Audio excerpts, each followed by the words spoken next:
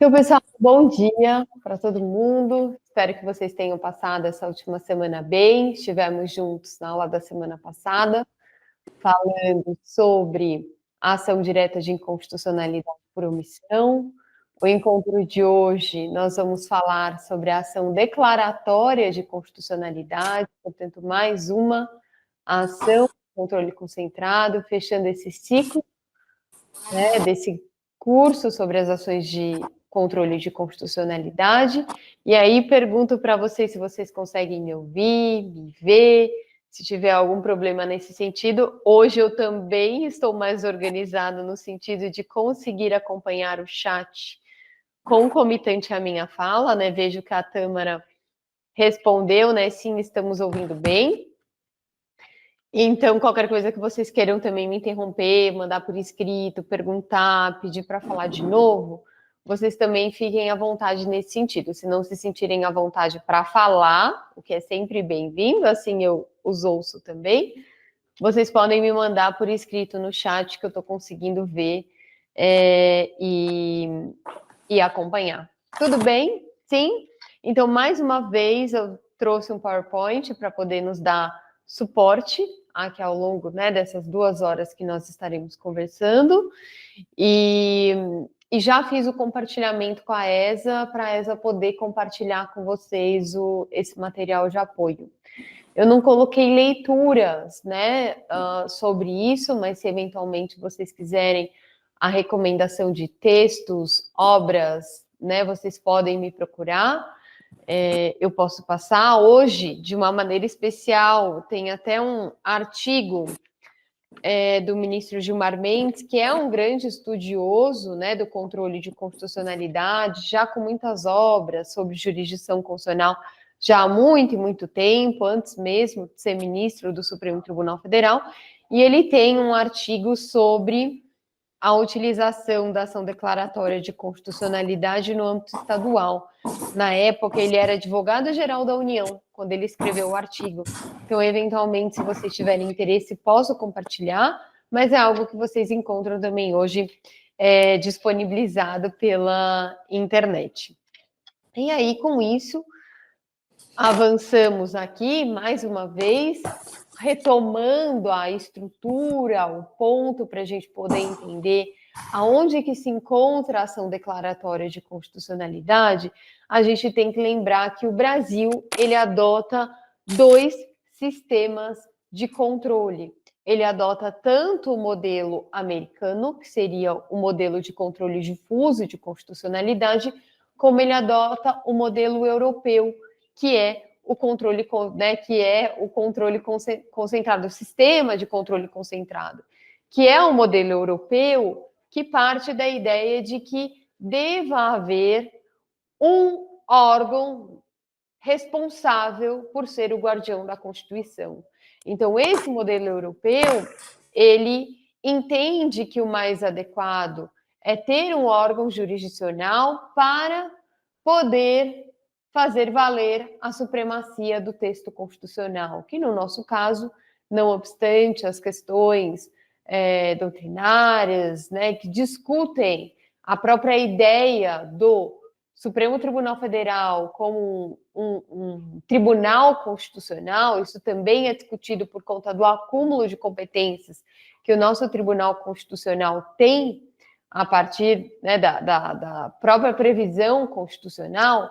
Ele é, segundo a nossa Constituição, o guardião da Constituição. Então, no Brasil, nós temos tanto um controle difuso, que é realizado por qualquer órgão do Poder Judiciário, desde o juiz de primeiro grau até o Supremo Tribunal Federal, como também nós fazemos a adoção desse modelo concentrado, que traz a responsabilidade em âmbito federal, tendo como parâmetro a Constituição Federal, ao Supremo Tribunal Federal. Então, o Supremo Tribunal Federal, ele é o guardião da Constituição Federal, assim como também, por conta da forma federativa de Estado, temos constituições estaduais, aonde o tribunal, que é o guardião dessas constituições estaduais, são os tribunais de justiça. Por isso que a gente fala tanto num controle de constitucionalidade em âmbito federal, tendo como parâmetro a Constituição Federal, como também falamos nesse controle em âmbito estadual, onde o parâmetro é a Constituição estadual do respectivo estado, cada estado tem a sua, e o tribunal, que é responsável por ser guardião dela, é o Tribunal de Justiça de cada estado. Sempre, acho que nunca é demais repetir nesse sentido, né, que a Constituição do estado, ela também deve ser correspondente ao que determina a Constituição Federal. Então, há uma análise de compatibilidade da própria Constituição do estado para com a Constituição Federal. Então, esse primeiro ponto é para a gente situar. Está dando microfonia, o Gustavo falou. Ainda continua, Gustavo, com a microfonia ou deixa eu ver se deixa eu pôr um pouquinho mais para o lado, para ver se melhora, e eu tiro um pouco do meu cabelo, que talvez a movimentação possa atrapalhar. Me avisem se melhorou, se vocês conseguem me ouvir bem. Acabei de ver aqui a mensagem. E Tâmara, você está falando? Não consigo ouvir vocês. Aqui o áudio está normal. É o áudio da Tâmara que está aberto. Ah, ela fechou. Pronto, nos organizamos. Que a gente organiza a sala no presencial, mas a gente organiza também a dinâmica quando ela é online. Então, qualquer problema, mais uma vez, ficamos aqui à disposição. Então, compreendido que temos, né, o sistema difuso e o sistema concentrado, é importante dizer que esse curso, né, onde já estamos na 5ª aula desse curso, foi um curso para trabalhar as ações do controle concentrado. Então, foi feita uma apresentação de aspectos gerais que dizem respeito ao controle de constitucionalidade pelo professor Fábio. Na sequência, a professora Flávia Pinheiro, ela trabalhou ao longo de 2 aulas a ação direta de inconstitucionalidade, que acaba sendo base para o estudo e compreensão das demais ações do controle de constitucionalidade. Não só a ADO, que estudamos na aula da semana passada, como a própria ADC. E, mais uma vez, reproduzindo agora no PowerPoint de ADC, quais são as ações que fazem parte desse controle concentrado? A ADI, a ADO, a ADC, a DPF e a ADI interventiva. Então, estamos falando em 5 ações com hipóteses de cabimento específicas, cada uma delas, com previsão constitucional, e muitas delas introduzidas pela primeira vez no direito brasileiro com a Constituição de 1988. Então, muitas dessas ações, inclusive com exceção da ação direta de inconstitucionalidade, da ADI interventiva, já são ações que são novas, né? A ADO, a ADC e a DPF. Então, da mesma forma, a ação declaratória de constitucionalidade, ela é uma ação nova no ordenamento jurídico brasileiro, que veio com a Constituição de 88 e que estamos aprendendo e fazendo uso dela há 36 anos, né? Que é o tempo de existência da Constituição de 88. Existe algum similar no ordenamento estrangeiro que possa ter sido base para a incorporação da ADC no ordenamento jurídico brasileiro? E não. A ADC ela não apresenta um similar rigorosamente próximo no direito comparado dentro do que a gente vai estudar. Então, vem de uma necessidade brasileira a partir de reflexões que trouxeram a necessidade de ter uma ação como essa, né, dentro do que estudaremos ao longo da aula. Inclusive, coloquei aqui a regulamentação, não só a previsão constitucional de cada uma delas, mas também a própria regulamentação infraconstitucional, que vem um momento subsequente, trazendo detalhamentos no que se refere ao ajuizamento dessas ações.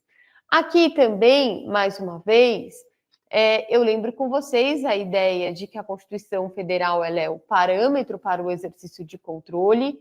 Aqui, no caso, pessoal, tem um erro nesse PowerPoint, posso depois até corrigir, porque a ADC ela não tem cabimento para ato federal, é só para ato estadual. depois, se vocês quiserem, eu faço a correção para vocês ficarem com o material redondinho. Eu até já mandei para essa, mas eu aproveito e faço a correção. Mas qual que é a ideia, né, trazida aqui por esse alinhamento? A ideia de que a ação declaratória de constitucionalidade, pelo fato dela ser ação, ela é uma petição inicial, assim como as demais ações de controle. Então, a ADI, a ADO, a ADC, a ADPF, até mesmo a AD interventiva, elas são ações e, portanto, petições iniciais. Isso faz com que, desde já, a gente pense na estrutura de desenvolvimento da ADC, da ação declaratória de constitucionalidade, dentro de uma estrutura de petição inicial. Então, tendo presentes as condições da ação previstas no Código de Processo Civil. Então, temos o endereçamento, temos a qualificação das partes e temos uma estrutura geral que deve envolver a apresentação dos fatos, do direito e dos pedidos. Essa é a estrutura da ADC, da Ação Declaratória de Constitucionalidade, uma estrutura de petição inicial. Claro que se a gente for olhar na prática os exemplos, né? Eu quero olhar a ADC de número 54, vamos falar dela na aula de hoje. A hora que você olhar a petição inicial, né, que a juíza, que traz a ADC, vocês vão ver que quem elaborou traz o seu toque, né, em termos de organização de petição inicial para elementos que tragam lógica ao que se quer defender, mas notando que todos esses elementos dos fatos, do direito e dos pedidos estão ali presentes dentro daquela estrutura. Então, aqui é mais um item para a gente poder falar um pouco sobre essa estrutura de petição inicial e, claro, fechando com os efeitos que trazem essa ação ao final, depois de julgada, sobre os quais nós iremos falar na aula de hoje. E aí vamos para, finalmente, depois dessas palavras iniciais, vamos falar sobre a ação declaratória de constitucionalidade. Temos objetivos gerais que dizem respeito à ação declaratória de constitucionalidade, que envolve o seu conceito, os requisitos, o procedimento, os efeitos, e temos objetivos específicos para poder tratar dessa ação, que envolve a própria definição do que é a ação declaratória de constitucionalidade, as finalidades e atos normativos passíveis de serem objeto da ADC, assim como legitimidade tanto ativa quanto passiva, quanto rito e quanto aos efeitos produzidos por essa ação. Então, pensando conceitualmente, para quem gosta, inclusive, de ter um caderno organizado, né, as informações ali presentes, em termos de conceito, para a gente poder definir a ação declaratória de constitucionalidade, ela tem, portanto, uma natureza de ação constitucional, porque ela tem previsão decorrente de previsão expressa do texto constitucional, voltada também a garantir a supremacia da Constituição. Sobre a supremacia da Constituição, eu conversei com vocês na nossa última aula e falei que a ideia de supremacia da Constituição atribui a ideia de superioridade da Constituição do ordenamento jurídico a partir de uma organização escalonada do nosso ordenamento. O que atribui essa posição de supremacia à Constituição? A própria rigidez constitucional, não só o papel central que ela assume dentro do ordenamento jurídico, mas também a própria rigidez, a forma de alterar o texto constitucional, atribui a ela essa posição de supremacia. Então, a ação declaratória ela é uma ação de natureza constitucional, voltada a garantir a supremacia da Constituição, fazendo parte do sistema de controle concentrado de constitucionalidade, que é aquele sistema que atua diretamente, a ação ela é proposta diretamente no âmbito do Supremo Tribunal Federal. Vamos falar dos requisitos, vamos falar dos procedimentos, vamos falar dos efeitos. Gosto aqui de já chamar a atenção a um desses pontos que eu levanto e que serão trabalhados ao longo aqui do nosso curso, sobre o rito. Lembrar, eu pelo menos não tive oportunidade de falar com vocês sobre isso, mas aproveito esse momento, que essas ações que fazem parte das ações do controle de constitucionalidade, do controle concentrado de constitucionalidade, como é o caso, mais uma vez, da ação declaratória de constitucionalidade, é uma ação que promove um processo objetivo.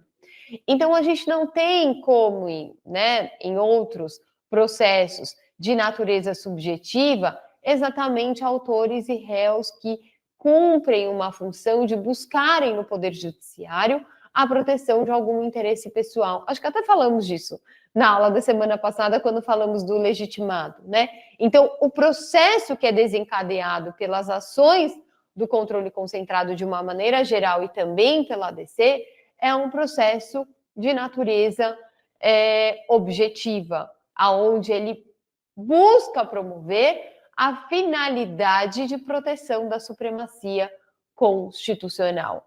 Curiosidade, né? A ação declaratória de constitucionalidade, ela é uma novidade da Constituição de 1988 no ordenamento jurídico brasileiro. Então, não temos experiências anteriores à Constituição de 88 no que se refere à ação declaratória de constitucionalidade, até para eventualmente a gente poder fazer uma comparação como que era a utilização da ADC durante o período, né, da ditadura militar, ou antes mesmo, né, sobre a égide da Constituição de 1946, que foi uma Constituição, assim como a de 88, democrática. Então, à luz de constituições brasileiras anteriores à Constituição de 88, não havia a previsão da ADC, é uma novidade da Constituição de 1988, e que faz parte dentro de um contexto que envolve a ampliação das ações que promovem o controle concentrado de constitucionalidade. Então, a gente sabe que, historicamente, no movimento do constitucionalismo, o pós-Segunda Guerra Mundial, ele traz mudanças para as novas constituições que são elaboradas a partir daquele momento. Essas mudanças, né, que fazem parte do que a gente denomina, para quem entende que haja um neoconstitucionalismo, mencionei já também a observação de que há quem critique a utilização da nomenclatura neoconstitucionalismo, por acreditar que o pós-Segunda Guerra Mundial, ele não traria exatamente um novo constitucionalismo, mas ele traria, né, a evolução da Constituição com novas necessidades, com novas questões que são incorporadas, não só no que diz respeito à leitura do texto constitucional, pontos que fazem menção à chamada hermenêutica constitucional, como força normativa, como a distinção entre regras e princípios e a própria força e importância do papel dos princípios na Constituição, mas também faz parte desse movimento a própria ampliação dos instrumentos que atuam na jurisdição constitucional. E aqui no Brasil, de uma maneira especial, tivemos essa ampliação de ações que podem provocar o Supremo Tribunal Federal, né? Falamos da ADO na aula da semana passada e na aula de hoje na ação declaratória de constitucionalidade. Portanto, estamos falando na segunda novidade da Constituição de 88, que foi trazer a previsão da ação declaratória de constitucionalidade. Isso tem um impacto? Tem um impacto, porque se você amplia os instrumentos de acesso, você amplia, você passa a provocar também em maior medida e de diferentes formas, por conta das diferentes hipóteses de cabimento de cada uma dessas ações, que chegam para o Supremo Tribunal Federal se manifestar. Então, o Supremo Tribunal Federal, ele também acaba sendo um tribunal que passa a ser provocado de outras formas diferentes que até então ele não era. Antes provocado apenas pela ação direta de inconstitucionalidade, ele passa a ser provocado por essas outras ações que vão atribuindo a ele também um papel de sanar a omissão inconstitucional dentro do que estudamos na aula passada. Na aula de hoje, num papel que, como o próprio nome da ação menciona, num papel que visa declarar a constitucionalidade da norma. Então, também é importante a gente ver, não só no aspecto instrumental, processual, que envolve o cabimento da ação declaratória de constitucionalidade, mas a própria provocação que isso traz dentro da nossa estrutura jurídica, inclusive no que se refere à relação entre os poderes legislativo, executivo e judiciário. Você passa a ter um judiciário nessa relação tripartite de funções do Estado que passa a ser provocado, né, de formas diferentes. Então, esse é um olhar que, pessoalmente, eu também gosto e acho interessante. A ação declaratória de constitucionalidade, ela tem previsão constitucional, como eu mencionei, ela encontra a previsão constitucional no artigo 102, inciso 1, a linha A. Olha que interessante, juntamente com a ADI. Né? Vocês viram com a professora Flávia que essa também é a fundamentação para o cabimento da ADI. O cabimento da ADI também está no 102, inciso 1, a linha A, e da ação declaratória de constitucionalidade também. Então, nos termos da Constituição, eu sempre gosto de ler a Constituição, ela diz que compete ao Supremo Tribunal Federal, principalmente, a guarda da Constituição, cabendo-lhe processar e julgar originariamente. A gente falou, né, que faz parte do controle concentrado, então ação direta no âmbito do Supremo Tribunal Federal. Então, onde cabe processar e julgar originariamente a ação direta de inconstitucionalidade de lei ou ato normativo federal ou estadual e onde nos interessa nesse momento, a ação declaratória de constitucionalidade de lei ou ato normativo federal. Então, a nossa aula de hoje tem como premissa essa redação.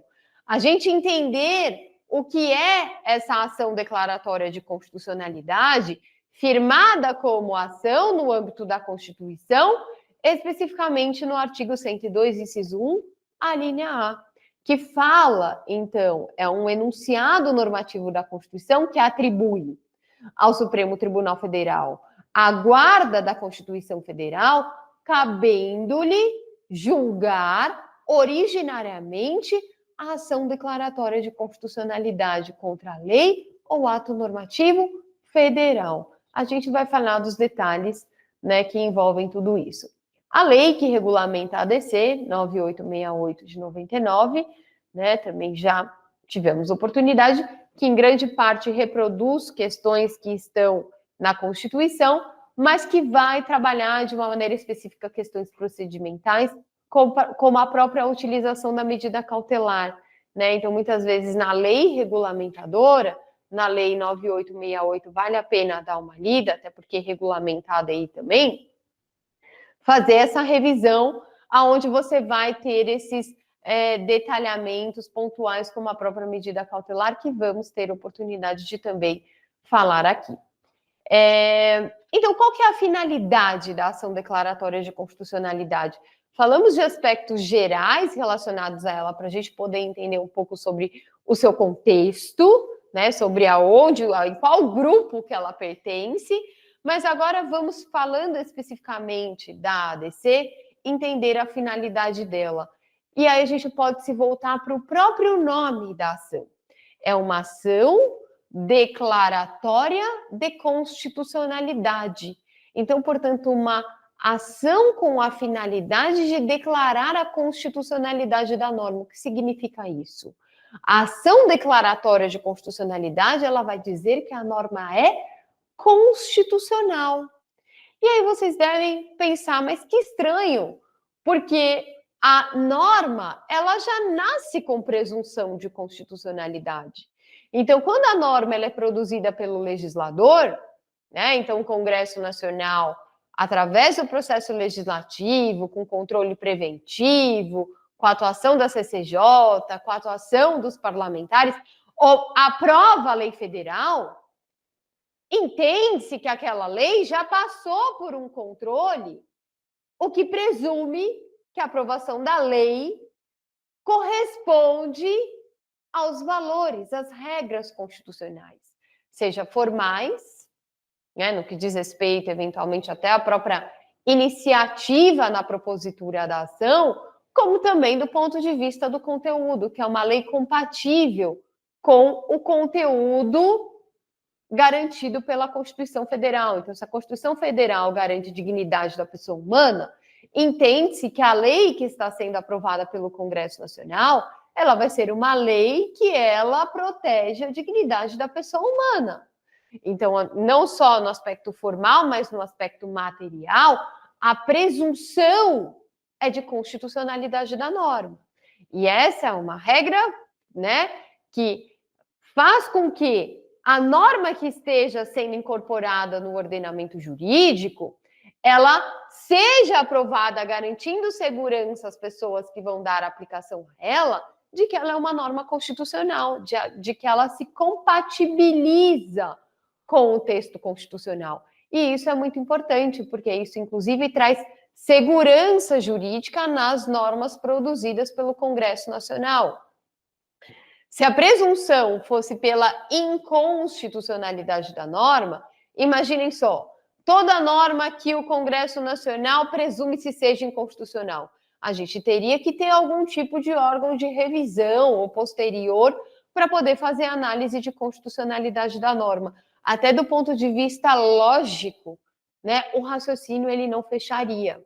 Então, se a presunção é de constitucionalidade da norma, a nossa dúvida fica: qual o sentido de se ter uma ação que busca declarar a constitucionalidade da norma? Porque o que a gente estaria fazendo e que vamos estar fazendo na instrumentalização da ADC, é confirmar uma constitucionalidade que já nasce quando a norma ela é editada, aprovada pelo Congresso Nacional.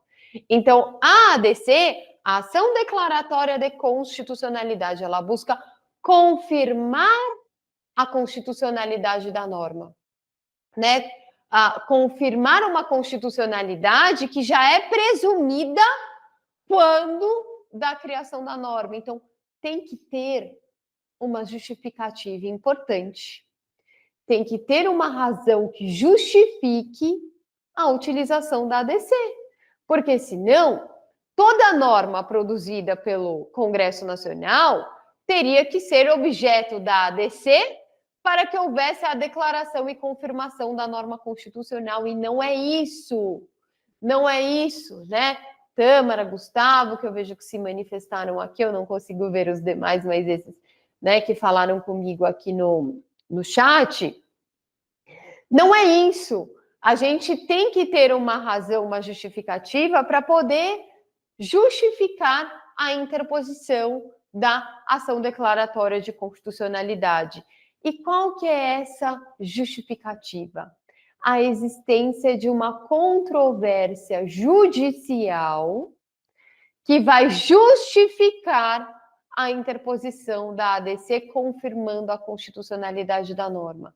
Então, estamos falando de uma situação onde não é cabível a ADC, ela não vai ter como finalidade fazer uma revisão no que se refere à constitucionalidade da norma, nem revisão e nem confirmação de uma constitucionalidade de uma norma produzida pelo Congresso Nacional, a não ser que se faça presente uma razão que exija a confirmação da norma como constitucional para fins de segurança jurídica, para pacificar entendimento judicial, porque, como eu coloquei como terceiro elemento, a presunção é pela constitucionalidade da norma.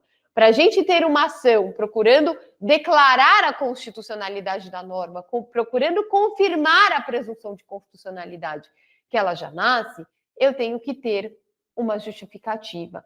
E essa justificativa, ela parte de situações aonde, até por conta do controle difuso, uma provocação que vai acontecer, inclusive, no controle difuso por conta da atuação dos órgãos jurisdicionais na análise da constitucionalidade das normas, no caso concreto, cada juiz eventualmente vai poder decidir de maneira diferente. O juiz A vai entender que aquela lei de locação, por exemplo, é constitucional.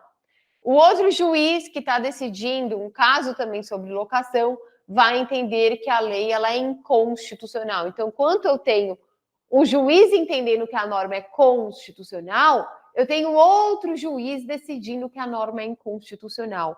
E quando essa divergência jurisprudencial ela traz insegurança jurídica no sentido de a norma é constitucional ou não, ao final de contas, é esse o momento que vai justificar a interposição da ação declaratória de constitucionalidade. Quando houver essa insegurança jurisprudencial, a partir de decisões, entendimentos dos órgãos jurisdicionais contraditórios, onde você tem juiz aplicando a lei e juízes não aplicando a lei fundamentado pela inconstitucionalidade dela.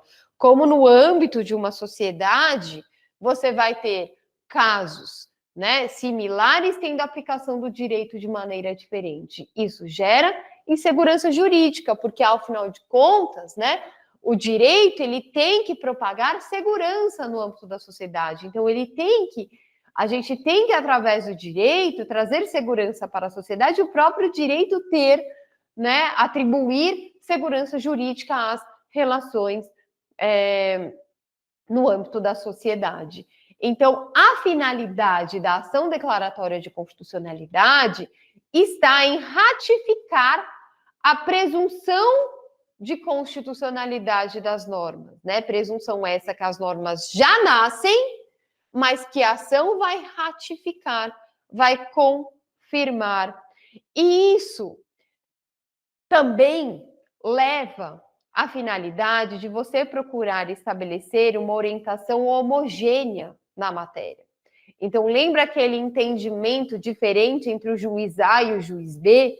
Você vai procurar uma orientação homogênea na matéria. Vamos entender se a lei de locação ela é constitucional ou não para todo mundo. Então, a finalidade aqui principal que a gente poderia destacar é a defesa, através da ADC, da constitucionalidade da norma, procurando afastar incertezas jurídicas a partir de situações controvertidas. Então, e que tem como objeto as interpretações judiciais conflitantes.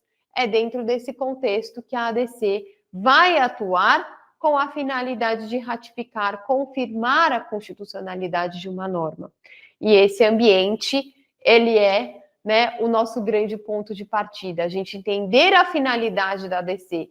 Então, quando que você vai pensar no cabimento da ADC? Quando a sua situação concreta, ela envolver essa divergência jurisprudencial que está causando insegurança jurídica. Eu não sei mais se a norma é constitucional ou não. Então, isso vai justificar a ADC para que ela possa pacificar a orientação no sentido de indicar se a norma é constitucional ou inconstitucional. Alguma dúvida até aqui? Né? Podem me mandar aí. Vocês não falando nada, vou seguir aqui com o curso, né? Onde o pressuposto com o qual a gente está trabalhando é o da divergência jurisprudencial. Mas a gente sabe que na nossa atuação como advogados, muitas vezes é super importante que a gente possa se valer da doutrina. Então, o entendimento doutrinário a respeito de determinados temas também nos dão suporte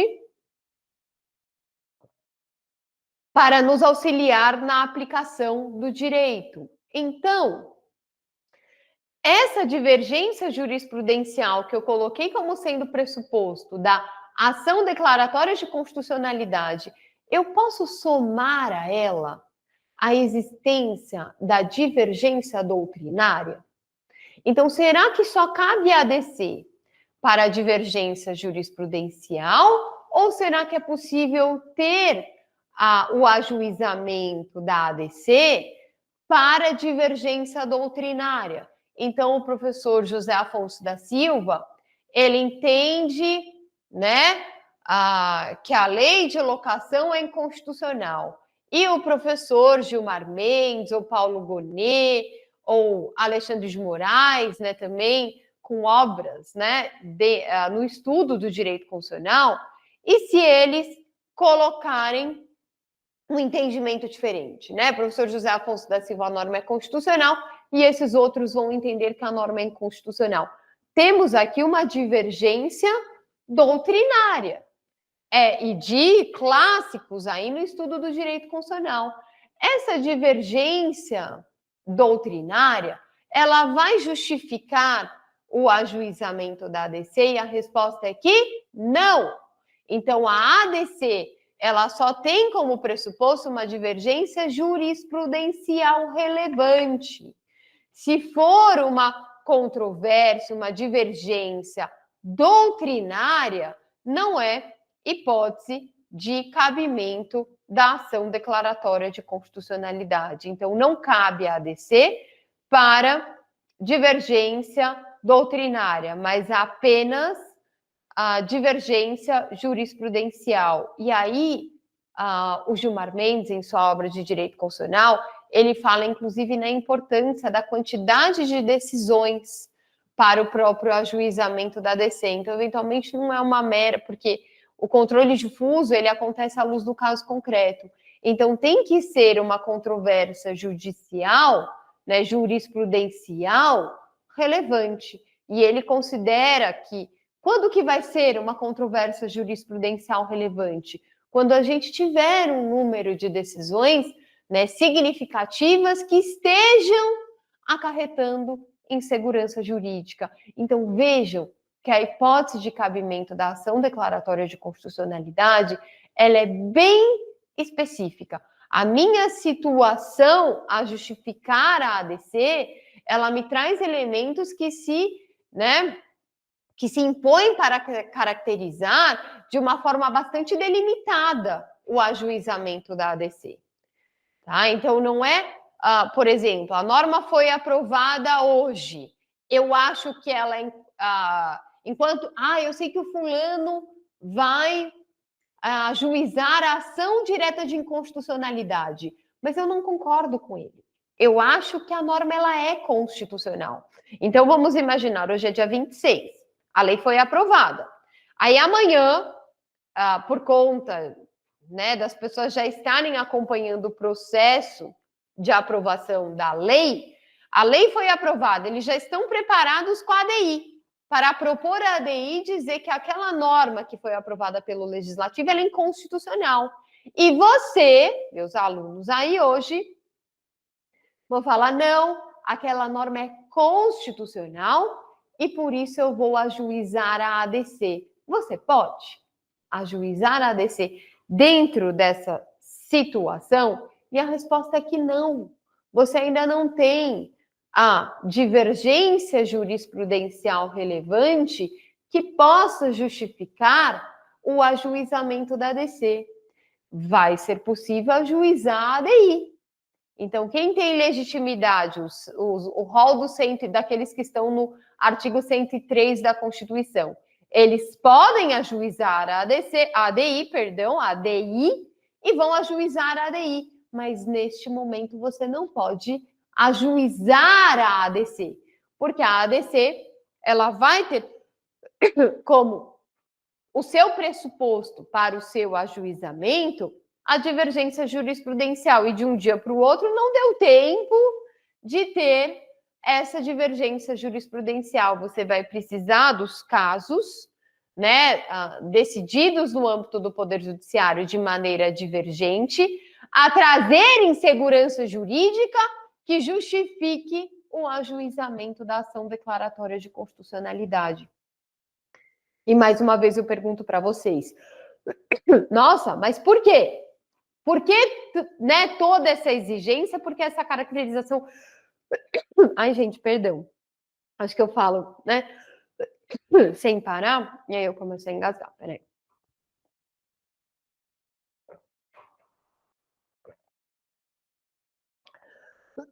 E aí vocês poderiam estar me perguntando, né, mas por quê? Porque a norma ela já nasce com a presunção de constitucionalidade. A gente já presume, né, que ao longo dos debates que envolvem o processo legislativo... Ai, gente, desculpa. Não estou conseguindo parar de tossir. Pera.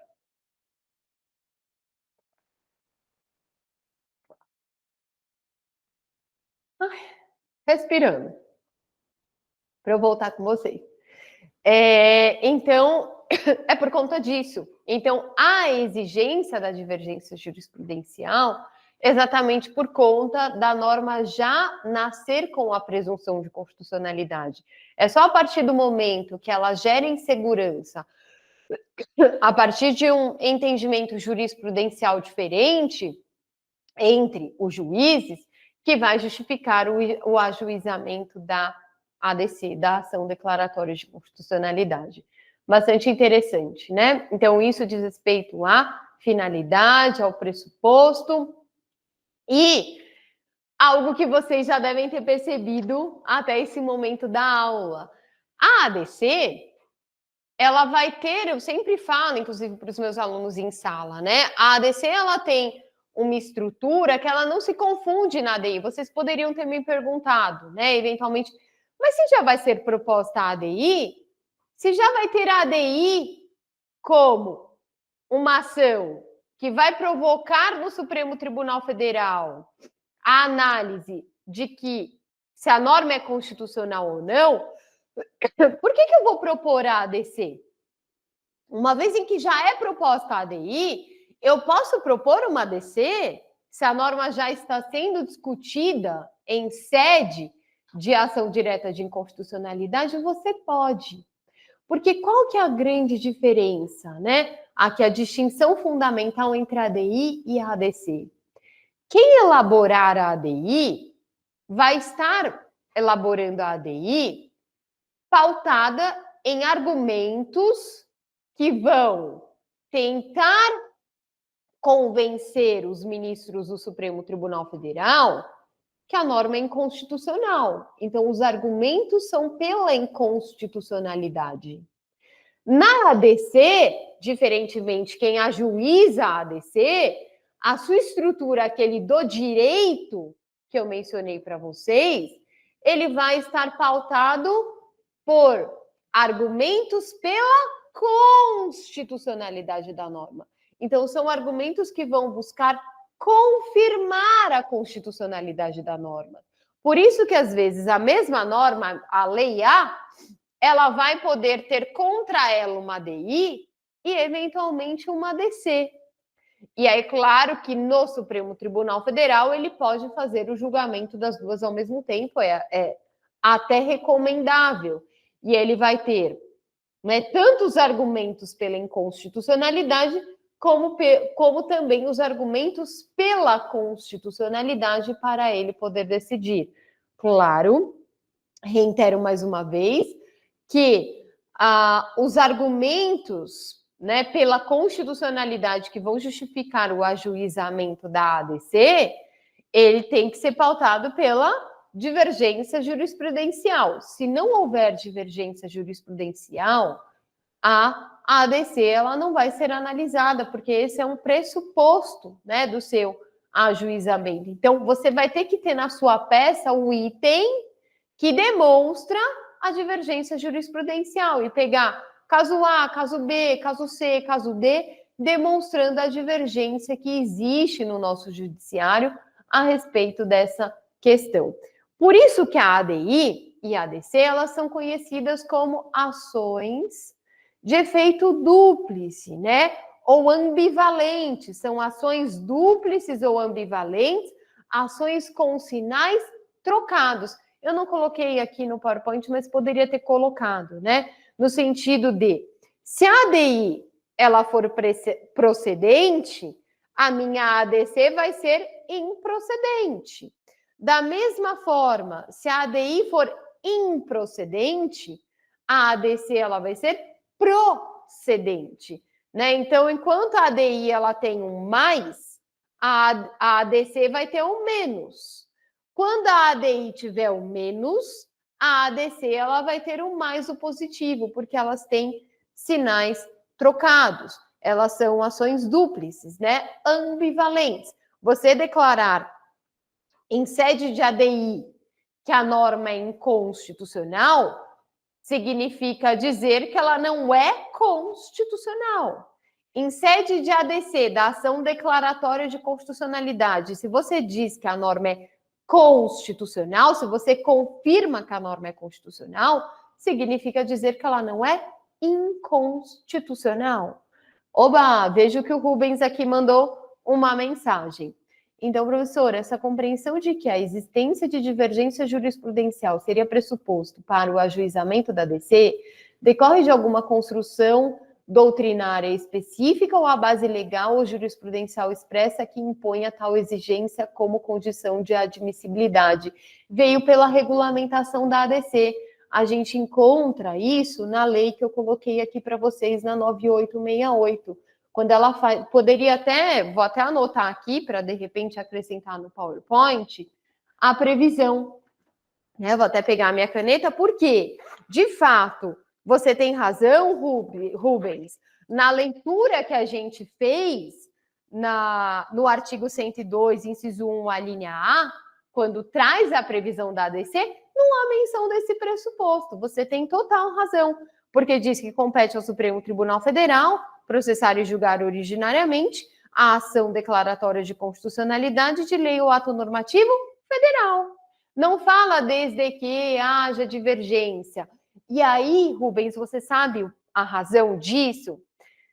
Com a Constituição de 88, a gente tem a ampliação das ações do controle de constitucionalidade.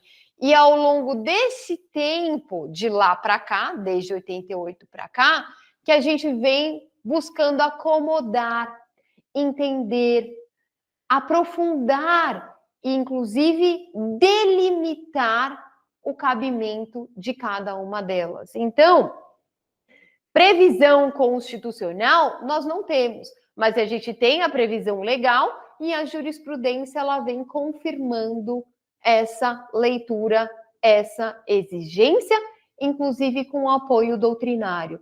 Então, hoje, quando a gente pega um autor de processo constitucional, ou autor, né, num curso de direito constitucional que esteja trabalhando o processo constitucional, isso já nem é algo mais que se discute, né? Até por quê? O que justifica você entender que o pressuposto da divergência jurisprudencial é ele por si só constitucional, quando a Constituição não exige, né? A própria delimitação do cabimento de cada uma dessas ações que vai justificar a gente diferenciar a ADI da ADC, da ADO e da ADPF. Então, é como se inovamos com a Constituição de 88 e agora cada uma delas, pós 88, vem encontrando o seu espaço, vem encontrando, né, o seu cabimento específico para diferenciar da ADI, da ação direta de inconstitucionalidade.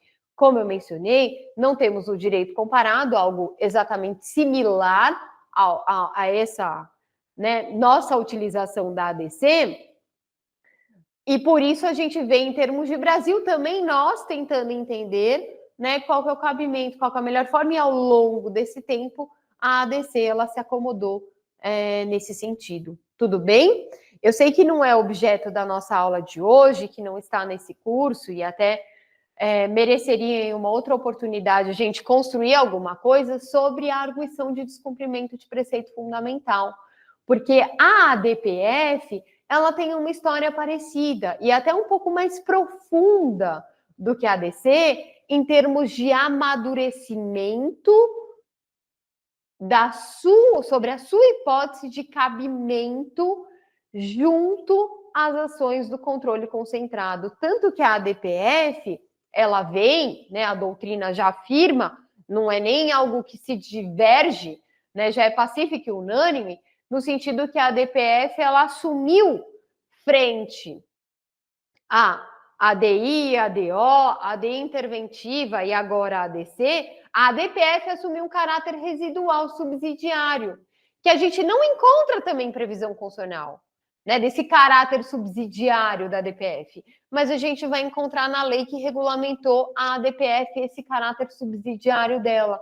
Então, qual que foi, né, a estrutura prevista pelo Poder Constituinte originário? Ele inovou, ampliando as ações que provocam o Supremo Tribunal Federal no que se refere à finalidade de manter a supremacia constitucional, a discutir a compatibilidade das normas constitucionais, mas nós, com essa previsão da ADI, da ADC, da ADPF, o legislador infraconstitucional, ele vem moldando de modo específico, claro, acompanhado, né, da jurisprudência, o cabimento dessas ações. Tudo bem? Depois você me manda um ok, me manda se ficou claro, se ainda ficou faltando responder alguma coisa, que a gente tenta aí alcançar aí as expectativas. Tudo bem? Me manda aí se era isso que você tinha me perguntado. E se eu respondi e atendi o que você queria. Então, voltando aqui para a aula, a distinção fundamental entre a ADI e a ADC está na estrutura. Então, quando que eu vou propor a ADI? Quando você quer, enquanto legitimado para propor ela, quando você quer a declaração de inconstitucionalidade, você quer que a norma seja retirada do ordenamento jurídico. Quando que eu proponho a ADC? Você vai propor a ADC se você quer que o Supremo declare a constitucionalidade dela. Porque se você quiser a declaração de inconstitucionalidade, aí o seu caminho é por meio da ADI, não por meio da ADC. Então, na estrutura, ambas, né? ADI e ADC petições iniciais, mas vejam que o do direito muda. Naquela relação dos fatos do direito do pedido, o do direito na ADC, ele muda, porque você vai trazer razões jurídicas pela constitucionalidade da norma e não pela inconstitucionalidade, ainda que a declaração de improcedência da ADC implique numa procedência de uma ADI, porque se eu estou declarando que a norma ela não é constitucional por meio da ADC, significa dizer que você está reconhecendo a inconstitucionalidade da norma, tá certo? Então, me avisem, né, se fui claro ou se ficou algum tipo de dúvida. E aí a gente avança para poder entender quais as leis ou atos normativos que podem ser objetos da ADC. Eu não sei se vocês notaram, até por essa leitura cuidadosa da Constituição, que eu até acabei de mencionar, que a previsão constitucional da ADI ela é diferente da previsão constitucional da ADC. Na ADI, a gente está falando numa ação direta de inconstitucionalidade de lei ou ato normativo federal ou estadual. Na ADC, a gente está falando em ação declaratória de constitucionalidade de lei ou ato normativo federal. Então, notem, aqui o cabimento da ADC ele é ainda mais restritivo do que o da ADI.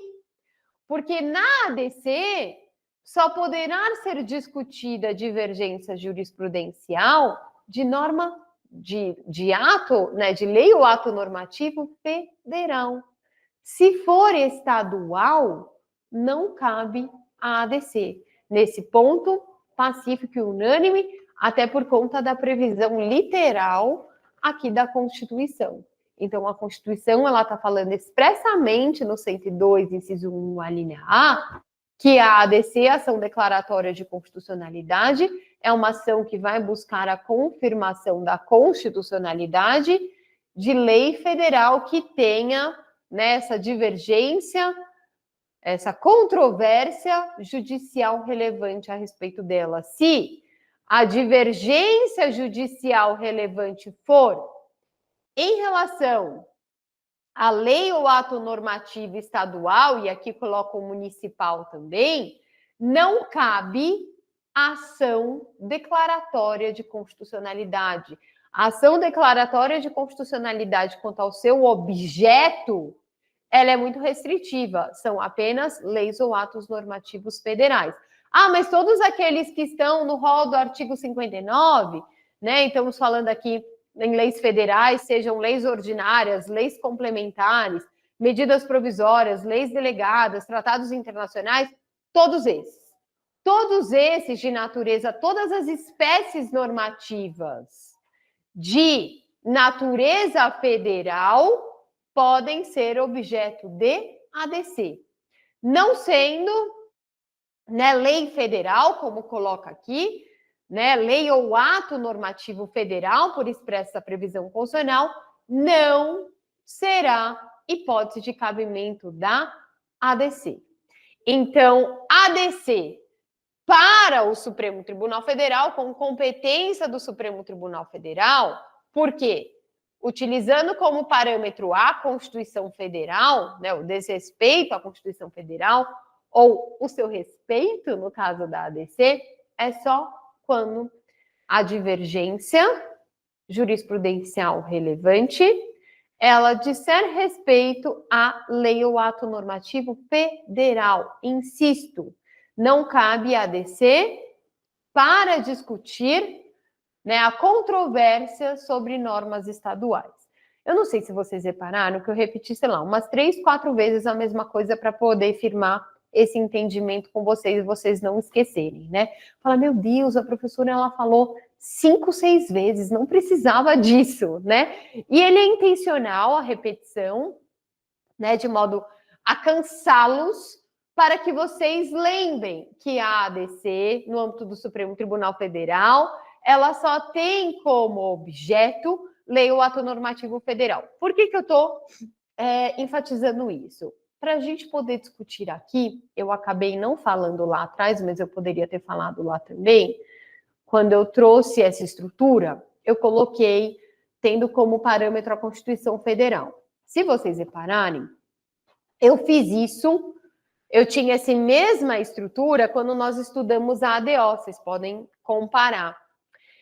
E naquela oportunidade, eu falei que no âmbito estadual também existe um controle de constitucionalidade. Eu até retomei isso no início da aula de hoje, né? Falando que a gente tem o controle de constitucionalidade no âmbito federal, onde o parâmetro é a Constituição Federal, mas a gente tem o controle de constitucionalidade a nível estadual, onde o parâmetro é a Constituição do Estado. E aí a pergunta é, vou continuar aqui, tendo como parâmetro a Constituição estadual, a gente sabe que existe controle de constitucionalidade em âmbito estadual. Mas a ADC, ela pode ser uma ação utilizada no âmbito do controle estadual. E aí, qual que seria essa sua utilização? A gente está falando da seguinte situação.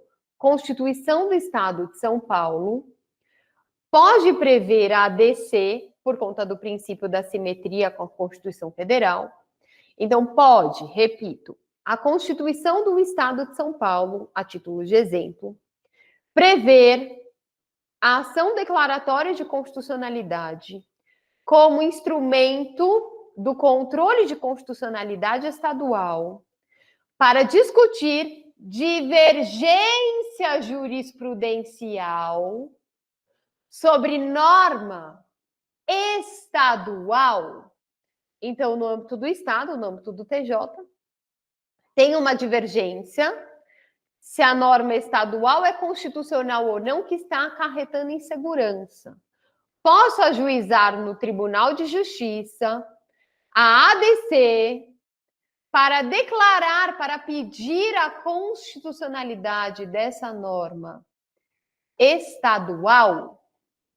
E apesar da falta de previsão constitucional, porque não tem, né? Não tem previsão em âmbito federal, então né, apesar da falta de previsão, tem se entendido que sim, que se a Constituição do respectivo Estado fizer a previsão desse instrumento de controle a nível estadual, que ele seria autorizado com base na simetria com a Constituição Federal.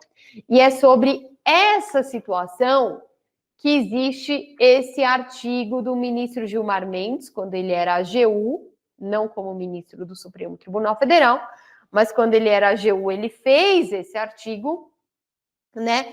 Entende-se que nessa situação, se houver, por conta da autonomia política, que faz parte do modelo federal, né, caberia.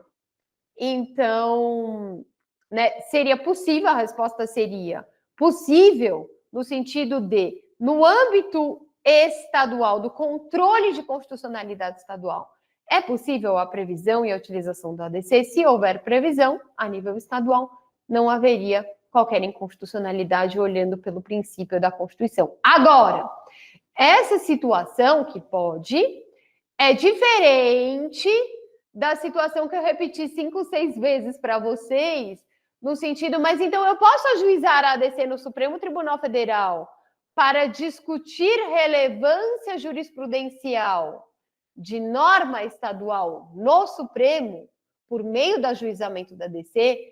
Pacífico e unânime que não. A previsão pela Constituição Federal é da utilização da ADC apenas para a lei ou ato normativo federal e não estadual. Tudo bem até aqui? Rubens, você não me respondeu, hein? Tem que me responder se eu respondi a sua pergunta ou se ficou algum espaço em aberto. Então, pessoal, sobre leis ou atos normativos estaduais ou municipais, não no âmbito, né, do Supremo Tribunal Federal, por meio da ADC, não cabe a ADC. Agora, claro, né, só para também, então esses atos não serão controlados? E eles serão. A gente sabe que as normas estaduais, elas podem ser discutidas por meio de ADI. É claro que a utilização da ADI vai ser uma ADI construída com a pretensão, com a finalidade de tirar a norma do ordenamento jurídico com o argumento de que ela contém vícios que violam o texto constitucional. Mas é possível. E a eventual declaração de improcedência dessa ADI vai levar à declaração de procedência da constitucionalidade da norma, né? Mas a finalidade é outra, e você está provocando o STF. Da mesma maneira que ele pode entender que a norma não é inconstitucional e assim constitucional, ele pode aproveitar os seus argumentos pela inconstitucionalidade e entender que a norma é inconstitucional. Então, né, tomar cuidado nesse sentido. E a norma municipal? Né, ela não sofre nenhum tipo de controle, ela só vai ser controlada a nível municipal, e aí entra a DPF. A arguição de descumprimento de preceito fundamental, dentro do seu caráter residual, esse caráter residual, ele vai somar para incorporar as hipóteses de cabimento da DPF, você discutir com o tempo, né, com a jurisprudência, isso se incorporou, já não é nem mais dúvidas, já também existe entendimento jurisprudencial e até com previsão em lei de que a DPF ela é possível ser ajuizada para discutir a inconstitucionalidade de atos municipais em face da CF, em face da Constituição Federal. Então, né, ADI para tratar de normas estaduais em face da CF e a DPF para tratar da inconstitucionalidade de normas municipais em face da CF, não sendo possível discutir por meio de ADC a constitucionalidade de normas estaduais e municipais, tendo como parâmetro a Constituição Federal, tendo como competência o Supremo Tribunal Federal, certo? Estamos falando da petição inicial, falamos da competência do Supremo Tribunal Federal, eventualmente dentro de uma competência do Tribunal de Justiça, né? Acabamos de falar nesse sentido. Agora a gente precisa ir para os demais elementos da nossa petição inicial de ação declaratória de constitucionalidade. E aí a gente tem que falar dos legitimados ativos, dos passivos, da atuação não, né, como legitimados, mas como os participantes do processo do Procurador-Geral da República e do Advogado-Geral da União. Em termos de legitimidade ativa, já até adiantei, e agora, nesse momento, reitero, que a legitimidade ativa da ADC são os mesmos do artigo 103. Então, até no passado ela tinha sido restringida, e por emenda se ampliou, mas são os mesmos legitimados, né? Pensando hoje, né, saindo um pouco do histórico, a ação declaratória de constitucionalidade, quem pode ajuizar a ADC? Todos aqueles que estão no artigo 103 da Constituição. Portanto, um rol que também foi ampliado com a Constituição de 88, um rol que era específico, quer dizer, hoje mais pessoas podem provocar a análise de constitucionalidade da norma, as pessoas que não podiam, né? No passado, só para a gente ter ideia, era só o Procurador-Geral da República. E hoje a gente tem presidente da República, mesa do Senado Federal, mesa da Câmara dos Deputados, mesa da Assembleia Legislativa ou da Câmara Legislativa do DF, governador de estado, aí o procurador já continuava, né? Conselho Federal da OAB, partido político com representação no Congresso Nacional, confederação sindical, entidade de classe de âmbito nacional, como legitimados. Então, a gente falou no início da aula na ampliação no rol das nações, mas existe uma ampliação no rol de legitimados para propor a ação.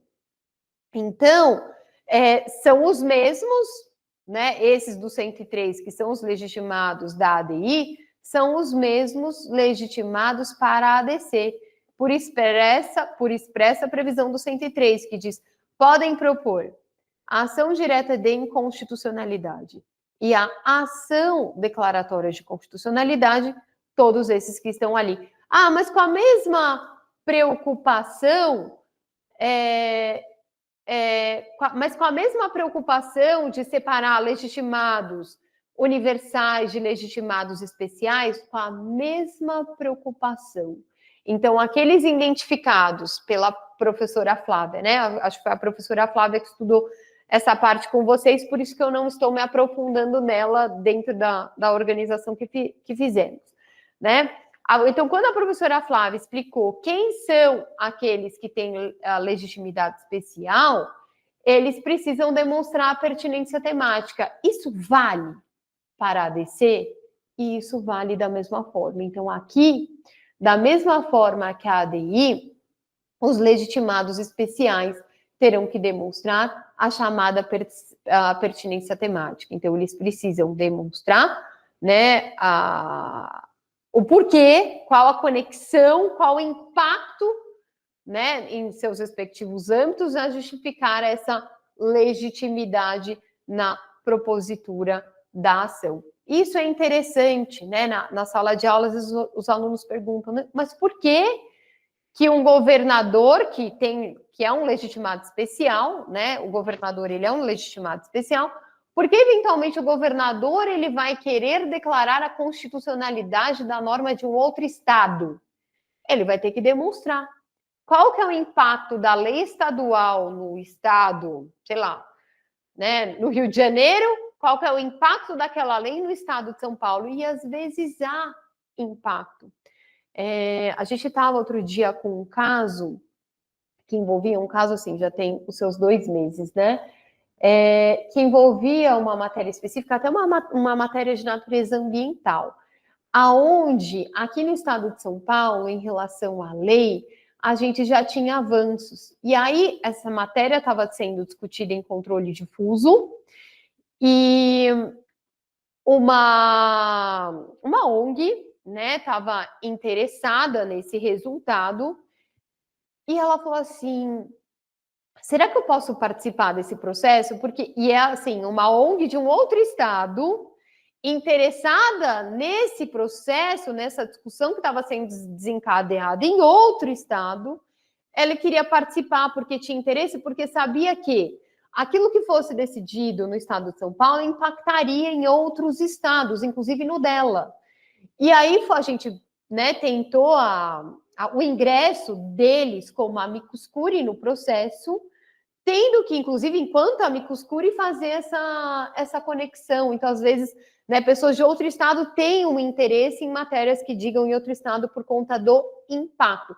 Esse é um caso que, né, envolveu, de modo específico, a atuação de amicus curiae em controle difuso, né, não a atuação do governador propriamente dita, mas eu estou falando para a gente ver que, às vezes, há essa relação e pode ensejar a atuação do próprio governador, se houver um interesse com impacto relevante dentro daquele estado, a justificar o seu ingresso como legitimado ativo, mas sempre demonstrando a pertinência temática. Então, aquilo que vocês estudaram para a legitimidade ativa, aqui é válido da mesma forma, tá?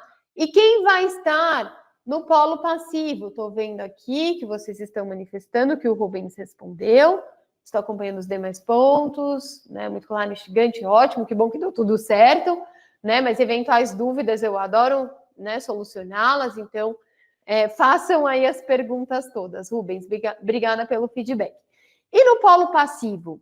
Quem vai estar no polo passivo, uma vez que a ADC ela tem a pretensão de confirmar a constitucionalidade da norma? Porque uma coisa é a gente na ADI colocar no polo passivo o Congresso Nacional, dizendo, olha, Congresso Nacional, eu estou dizendo que a norma que você criou, ela é inconstitucional, e eu vou tirar ela do ordenamento jurídico, quer dizer, o judiciário ele está afastando uma norma que foi criada pelos representantes do povo. Então, a gente avisa o Congresso, e o Congresso assume o polo passivo, eventualmente somado ao chefe do Poder Executivo, né, para ele poder se manifestar.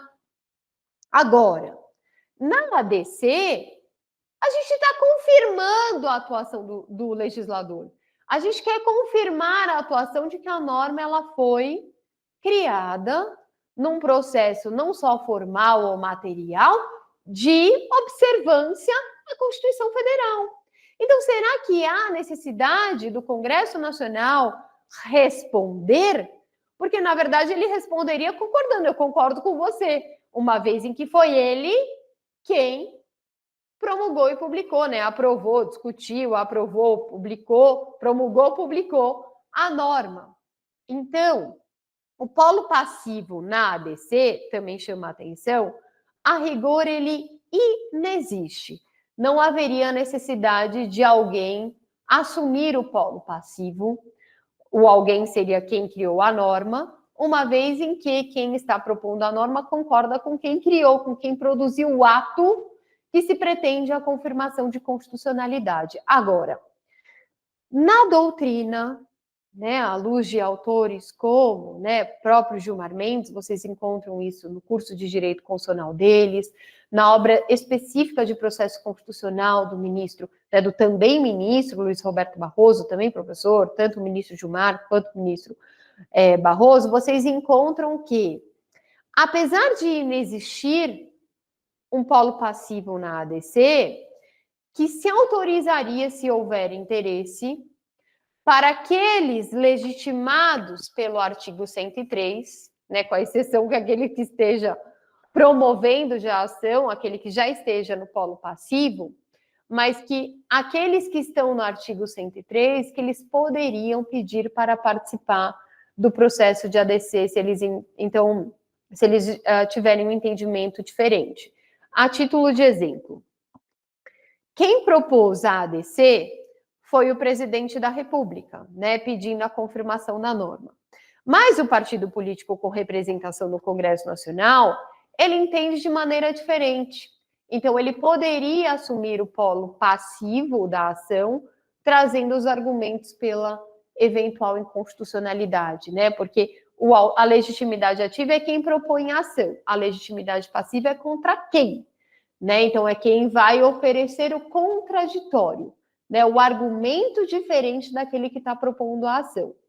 Então, eventualmente, outros que estão no rol do artigo 103, que tenham argumentos diferentes daquele que está sendo apresentado por quem detém a legitimidade ativa e a usou, ele poderia participar desse processo. Esse é um entendimento doutrinário, tá? Nunca vi, teria que fazer uma pesquisa específica para saber se já aconteceu na prática essa situação de, eventualmente, em sede de ADC, você assumir outros que estão, né, no rol do artigo 103, esse polo passivo. Essa é uma que eu vou ficar devendo para vocês. Pensei agora com vocês em buscar, eventualmente, uma pesquisa que possa fazer essa análise. Vou ver se eu consigo fazer para poder aprimorar esse ponto. Mas é possível, segundo a doutrina, é. E olha que estamos falando de uma doutrina que está no Supremo Tribunal Federal, né? Então, possivelmente, uma proposta doutrinária que seria aceita, né? Porque faz parte do entendimento deles, na leitura feita por eles, a respeito dessas ações. Então, temos legitimado ativo, legitimado passivo, né? Nesse processo. Agora, quais são as outras pessoas que podem fazer parte desse processo que eu mencionei, que é um processo objetivo? E, mais uma vez, aparece a figura do Procurador-Geral da República. Procurador-Geral da República vai ser ouvido? Vai! A gente fez a leitura na aula da semana passada, que o artigo 103, parágrafo 1º, atribui a ele o dever de ser ouvido. Diz, o Procurador-Geral da República deverá ser previamente ouvido nas ações de inconstitucionalidade e em todos os processos de competência do Supremo Tribunal Federal. Então, o Procurador-Geral da República, a sua figura é prevista como fiscal da lei nos processos decididos no âmbito do Supremo Tribunal Federal, pelo menos, né, não que ele não possa atuar como legitimado ativo, né, a gente sabe que existe essa situação até como titular da ação penal, né, pública, incondicionada, né, para ser mais específica, mas que aqui no nosso processo ele não está atuando como parte, ele está atuando como fiscal da lei, então ele vai ter a liberdade de produzir o seu parecer, ele vai ter a liberdade de produzir a sua opinião no sentido de concordar pela constitucionalidade que está sendo pedida ou, eventualmente, trazer os argumentos pela inconstitucionalidade, se assim ele, enquanto autonomia do Ministério Público, né, enquanto representante da autonomia desse órgão, ele poder manifestar a sua opinião, né, dentro dessa atuação como custos legis, como fiscal da lei. Tudo bem, Procurador-Geral da República, tranquilo, mas o que é interessante é o AGU, o Advogado-Geral da União. Porque a gente viu, né, e vocês viram não só na minha aula da semana passada, mas em aulas anteriores, até com a professora Flávia, que a atuação do AGU, por expressa previsão constitucional também, ele atua para defender a constitucionalidade da norma. Diz o parágrafo 3º do artigo 103 que quando o Supremo Tribunal Federal apreciar a inconstitucionalidade da norma, em tese, de norma legal ou ato normativo, citará previamente o advogado-geral da União que defenderá o ato ou texto impugnado. Então, a Constituição, ela atribui ao AGU o papel de defesa da Constituição. Está lá, defender, né, a lei ou ato normativo. Então, aqui, a ADPF, a sua hipótese de cabimento já é para a defesa da constitucionalidade. Então, acaba sendo seria bastante retórica a atuação da AGU, que provavelmente apenas repetiria os argumentos da petição inicial em sua manifestação. Então, aqui em relação ao AGU, a rigor, não há a necessidade da sua atuação. Não haveria rigor a necessidade da sua atuação, porque já é uma ação proposta para defender a constitucionalidade da norma, onde o AGU apenas reiteraria os argumentos ali levantados. Agora, eu acabei de ver com vocês, em slides anteriores, que ainda que você proponha a ADC, ela pode ser declarada improcedente. E que a improcedência da ação declaratória de constitucionalidade vai implicar na declaração de inconstitucionalidade da norma. Você declarar em sede de ADC a improcedência da ADC significa que você está declarando a norma como inconstitucional, ou seja, violadora da Constituição.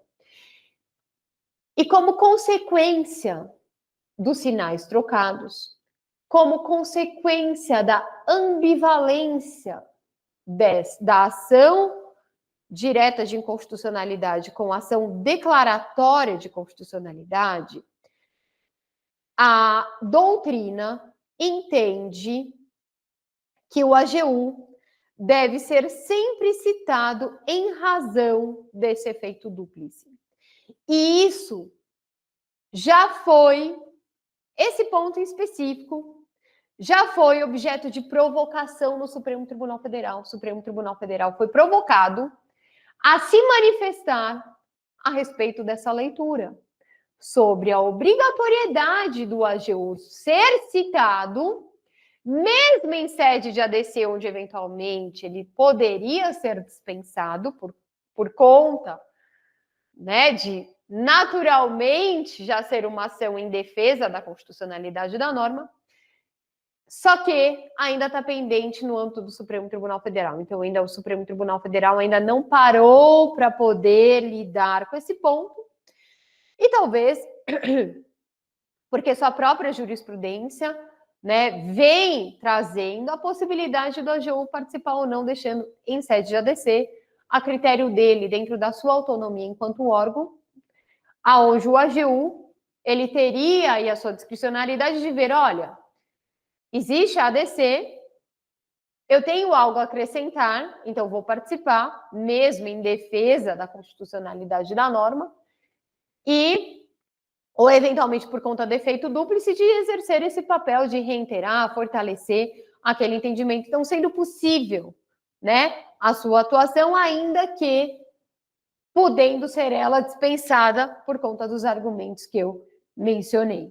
Então, esse seria aí o contexto do AGU. Minha recomendação é, manda citar, né? Manda citar se você está elaborando a petição de ADC, né? Melhor pecar pelo excesso, ainda mais alguém que possa vir a te ajudar, né, na ação, a promover o entendimento no Supremo Tribunal Federal de confirmação de constitucionalidade da norma. Então, acredito que não seria prejuízo. Você manda citar e deixa o AGU dentro da sua autonomia, aí a discricionariedade dele entender onde ele consegue se somar ou, eventualmente, onde ele não se somaria, e aí, no meu entender, podendo ser dispensado. E aí ele avaliar o impacto do efeito dúplice. Ah, mas aquela norma pode ser declarada inconstitucional, então deixa eu reiterar esses argumentos. Mas essas seriam aí as minhas, né, recomendações, tá?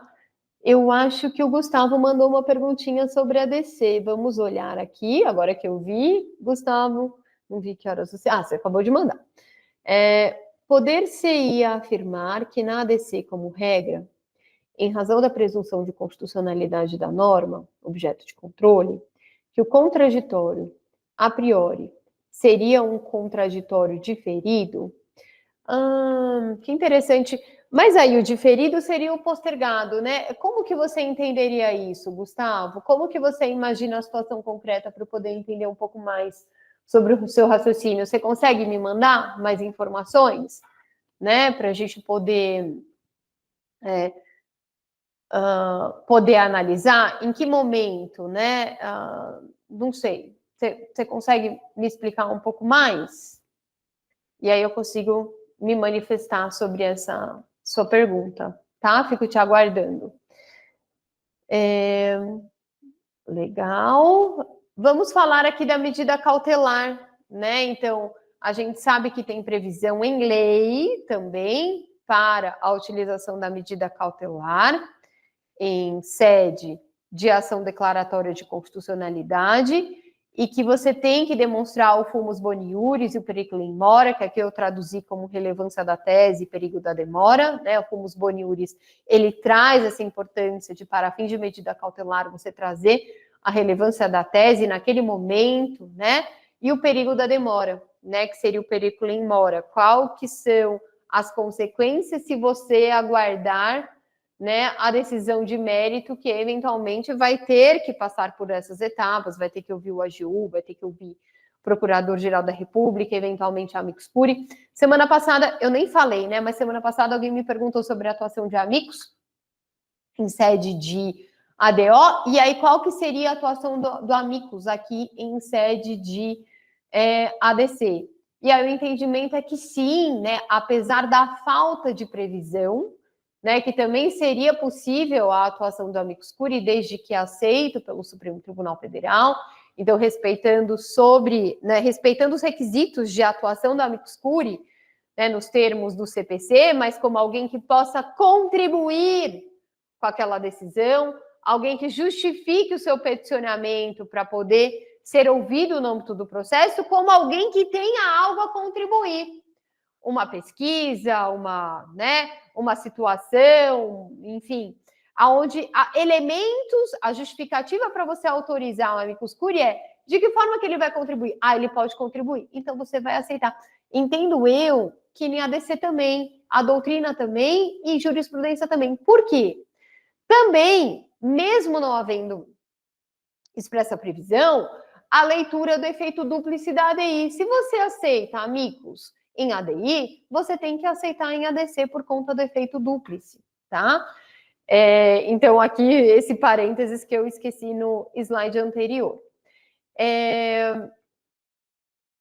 E aqui, então, em sede de medida cautelar, é possível a cautelar.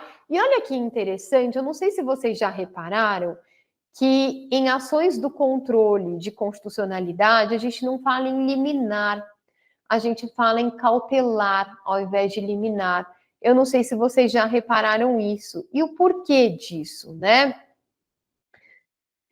Que também é uma pergunta bastante comum. Por que falar? Estaria errado falar em liminar? Eu pessoalmente, Juliana, entendo que não. Mas eu entendo que... Ai, gente, sabe quando eu dei uma perdidinha? A lei, ela fala em medida cautelar, então, por expressa previsão da lei que regulamenta as ações de controle, né, a ADI e a ADC, ela faz menção à expressão medida cautelar, por isso que nas ações de controle, a gente fala em medida cautelar e não, eventualmente, em uma liminar. Então, esses seriam, é possível, e o que você vai pedir, né? Em cautelar, o que seria um pedido de cautelar em sede de ADC? A suspensão dos julgamentos que tratam da constitucionalidade da lei ou, né, a suspensão da execução de decisões que declarem a norma como inconstitucional. Quer dizer, vamos suspender tudo até a gente decidir se a norma é constitucional ou não. Então, essa seria a urgência, né? Você demonstrar que tem vários casos, né, que tem impacto na insegurança jurídica, inclusive de alguém ser julgado, né, numa situação com a não aplicação da lei, quando depois você vai decidir que o caso deveria ser regido pela lei. Então, até a própria situação de insegurança jurídica, penso eu, trazida pela hipótese de cabimento que autoriza e justifica o cabimento da ADC, ela vai justificar a própria medida cautelar. E aí, claro, caberá aos ministros do Supremo Tribunal Federal, analisando a situação, poder avaliar aqui o caso concreto. O caso em análise não seria concreto, porque seria em abstrato, mas a situação, né, que está sendo ali discutida. E sobre os efeitos da ADC? Reparem que os efeitos das ações de controle, eles são todos eles, né, iguais. Então, a gente está mais uma vez em uma ação que provoca esse efeito erga omnes, né? Onde você tem um efeito que vale para todas as pessoas. Então, se a norma é constitucional para todo mundo. Se a norma, né, se a ADC for improcedente, aí entendendo que a norma é constitucional, vale para todo mundo.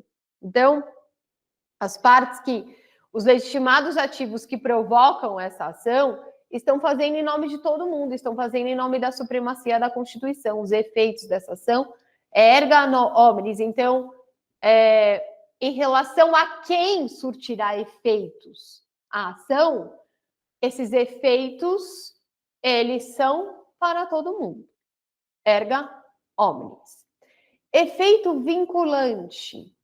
Quem está vinculado às decisões proferidas em sede de ADI e ADC, né? Aproveitando o efeito dúplice. Órgãos do Poder Judiciário e a administração pública. São esses que são vinculados a essa decisão. Lembrar que o legislador, ele não suporta o efeito vinculante das ações de controle concentrado de constitucionalidade. E ele não suporta por conta do engessamento do ordenamento jurídico. Ainda que hoje você possa entender que a norma é inconstitucional, amanhã uma mudança fática da realidade pode fazer com que aquela norma que tenha sido entendida inconstitucional no passado, ela seja compreendida como constitucional no futuro. Então, a gente não vincula legislador, a gente só vincula Poder Judiciário, que passa a ter que... Lembra aquele órgão do Poder Judiciário, né, que seja TJ, TRF, Justiça Especializada, né, em que âmbito que for, que estava entendendo que a norma é inconstitucional, o outro estava entendendo que a norma era constitucional, um inconstitucional, outro constitucional.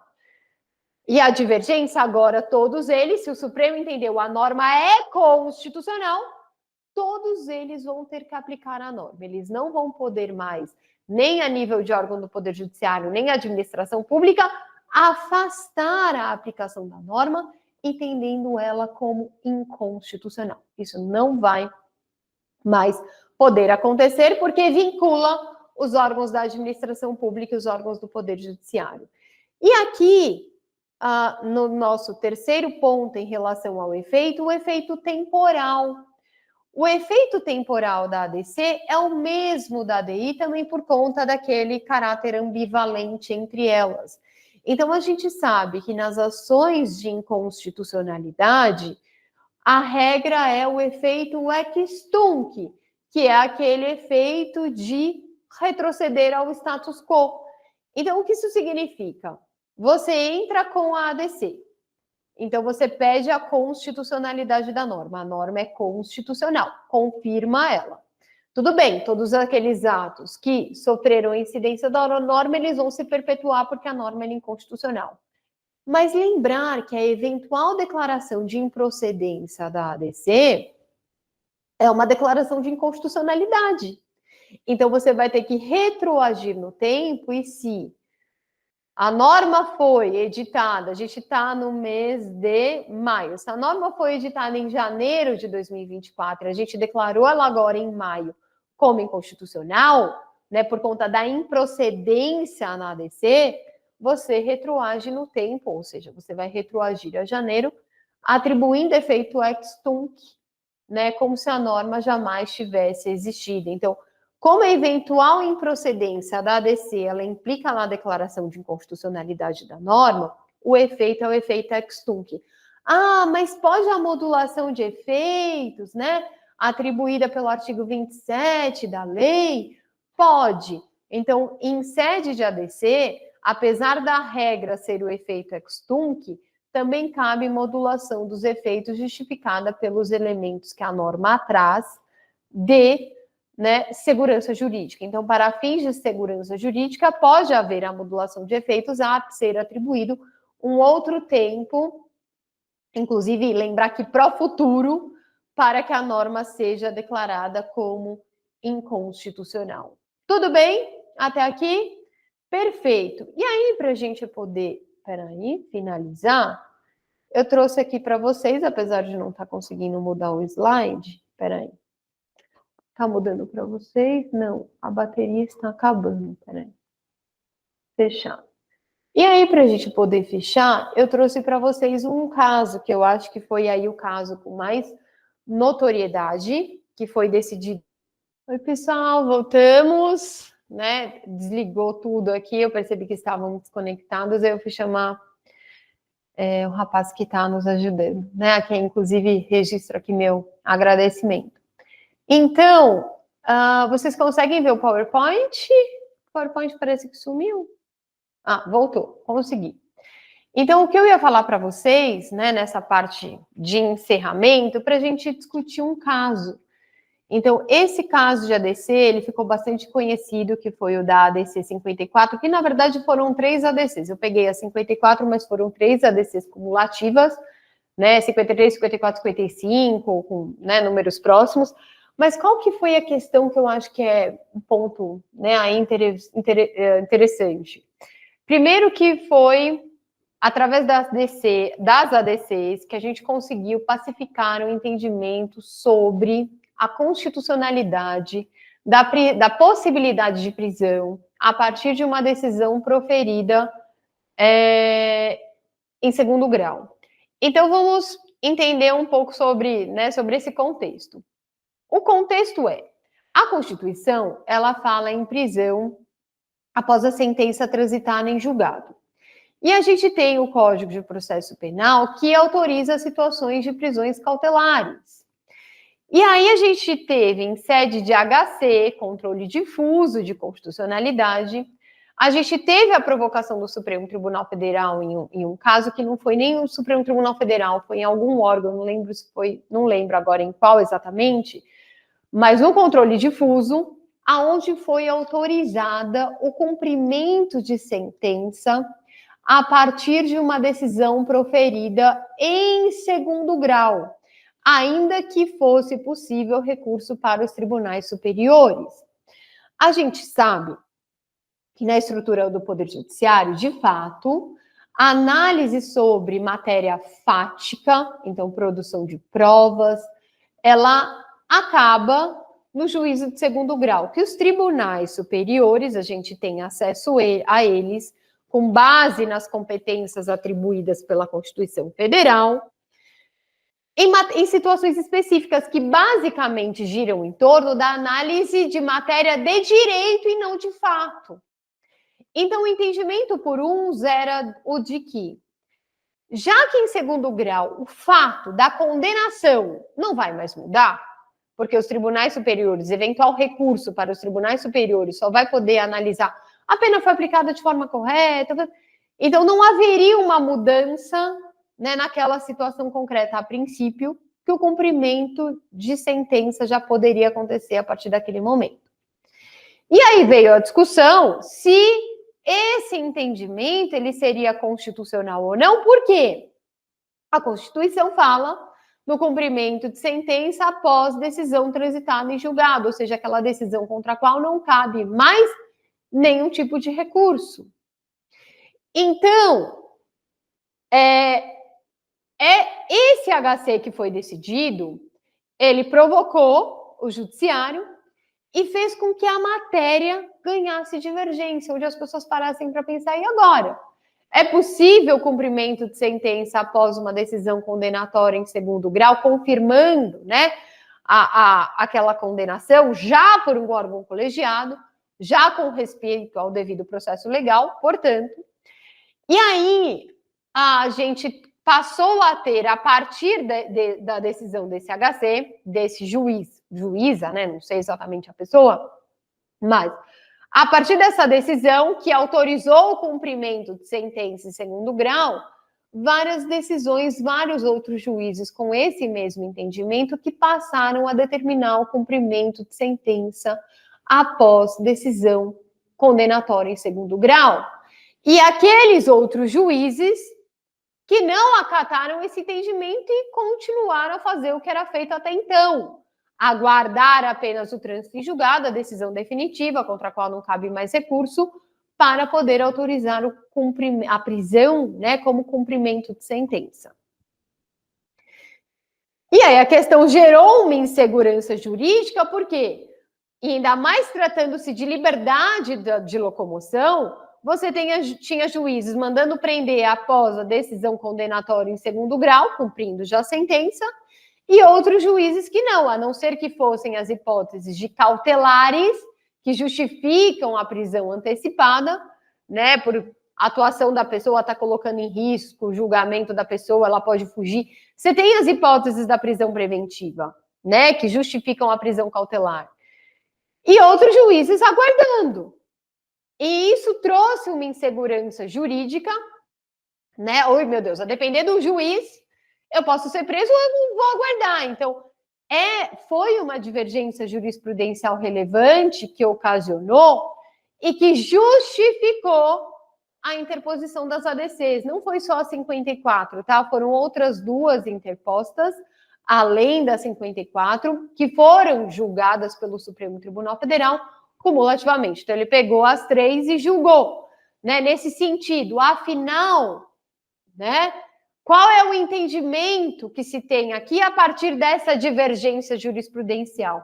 E, claro, na ADC, procurando defender a constitucionalidade da norma de direito penal, né, que está aqui do artigo 283, no âmbito do Supremo Tribunal Federal. Então, a ADC ela foi proposta com base nessa divergência jurisprudencial, que em uma aguardava a sentença condenatória entre esse julgado, na outra não precisava, decisão condenatória em segundo grau já autorizava a prisão. A ADC ela veio pacificar esse entendimento, né, trazendo um entendimento que era o entendimento clássico no sentido de o que é constitucional, o entendimento que apenas permite a prisão a partir de uma decisão condenatória, apenas a partir do seu trânsito em julgado. E todos aqueles entendimentos, inclusive com apoio do Ministério Público, né, no sentido de que a prisão em segundo grau ela poderia acontecer. Então, entendimento do Supremo Tribunal Federal, né, seguindo a leitura constitucional aqui do artigo 5º, inciso 57 da Constituição, no sentido de que a prisão ela só pode acontecer após o trânsito em julgado. E que, né, as discussões em termos de conteúdo, em termos de matéria que provocavam essa decisão, mas o julgamento demora muito, às vezes o recurso para os tribunais superiores faz com que se traga impunidade, então a pessoa tem que cumprir sentença, né, já começar a cumprir desde logo, senão demora muito, impunidade, que isso deveria ser discutido de outras formas, né? Então, se temos muito recursos, se demora muito, a gente buscar esse entendimento, mas não violar o que está na Constituição, que diz que a prisão ela só pode acontecer após o trânsito em julgado dessa sentença. Claro que é uma decisão, mesmo em sede de ADC, que provoca as divergências, né? A gente sabe, para quem acompanhou a época, e se vocês eventualmente pesquisarem pós-aula, né? Foi um entendimento, assim, muito discutido, muito debatido em vários espaços, em vários lugares, com vários pontos de vistas, né? De olhar e que ainda talvez desperte essa divergência nesse entendimento. Mas hoje temos a decisão da STF, que veio pacificar em sede de ADC, procurando confirmar a constitucionalidade do Código de Processo Penal.